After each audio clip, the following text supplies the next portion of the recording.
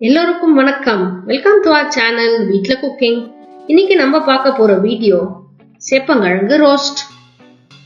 Dish பண்ண என்ன தேவைன்னு பார்ப்போம். ஃபர்ஸ்ட் கொஞ்சம் சேப்பங்கிழங்கு எடுத்துக்கோங்க, காரப்பொடி, கருவேப்பிலை இலைகள், கடலை மாவு, பெருங்காயத்தூள். இந்த சேப்பங்கிழங்க நல்லா தண்ணியில முதல்ல வாஷ் பண்ணணும்.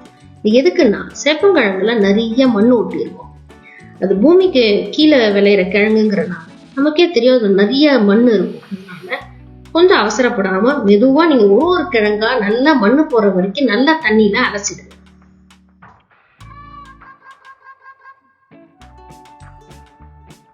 நல்லா வாஷ் பண்ண சேப்பங்கிழங்கு எடுத்து குக்கர்ல 2 விசில் விடுங்க. 2 விசில் போதுமானது. தண்ணி ஊத்துங்க, சேப்பங்கிழங்க போடுங்க, வெயிட்ட போடுங்க, 2 விசில் விடுங்க. குக்கர்ல இருந்து சேப்பங்கிழங்கு எடுத்தாச்சு. அது மேல கொஞ்சம் நான் பச்சை தண்ணி ஊத்துறேன். அப்பதான் என்னால தோல் எடுக்கிறதுக்கு கொஞ்சம் ஈஸியா இருக்கும் நமக்கு. இப்ப நம்ம சேப்பங்கிழங்கோட தோலை உரிக்க போறோம். இது கொஞ்சம் டைம் எடுக்கும். வீட்டுல யாராவது சின்ன பசங்க இருக்காங்க அவங்க வீட்டுல அப்படின்னா அவங்களுக்கு இது ஒரு ஆக்டிவிட்டியா கொடுங்க. அவங்களுக்கும் செஞ்ச மாதிரி இருக்கும், நமக்கும் வேலை முடிஞ்ச மாதிரி இருக்கும். இப்ப அந்த சேப்பங்கிழங்கெல்லாம் நம்ம ரவுண்ட் ரவுண்டா கட் பண்ண போறோம். நீங்க இங்க என்ன பார்க்கணும் அப்படின்னா, நீங்க கொஞ்சம் நேரம் அதிகமா சேப்பங்கிழங்க வேக விட்டுட்டீங்க அப்படின்னா குழஞ்சு போயிடும்.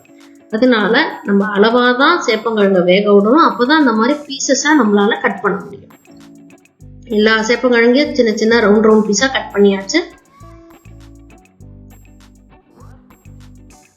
இப்ப அடுத்து என்ன பண்ண போறோம்னா, நம்ம எடுத்து வச்சிருந்த காரப்பொடி, கடலை மாவு, உப்பு, பெருங்காயத்தூள் எல்லாத்தையும் போட்டு இந்த சேப்பங்கிழங்க மேரினேட் பண்ண போறோம். ஸோ எல்லா சேப்பங்கிழங்கு மேல படுற மாதிரி நல்லா அதை பெசரி விட்டுக்கோங்க. பெசரி விட்டு ஒரு 5 நிமிஷம் ஊற விடுங்க. இதுக்கப்புறம் ஒரு கடாயில எண்ணெய் ஊற்றி இந்த நம்ம ஆல்ரெடி மேரினேட் பண்ணி வச்ச சேப்பங்கிழங்கு எடுத்து இந்த சூடான எண்ணெயில சேர்த்துருங்க.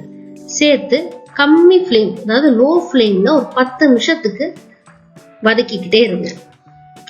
ஏன் லோ ஃப்ளேம் 10 நிமிஷம் ஆக்கணும்னா அப்பதான் உங்களுக்கு ரோஸ்ட் மாதிரி வரும். இல்லைன்னா என்ன ஆகும், ஒண்ணுக்கு ஒண்ணு ஒட்டி உங்களுக்கு தனித்தனி ரோஸ்டா வராது, சேர்ந்த மாதிரி ஆயிடும்.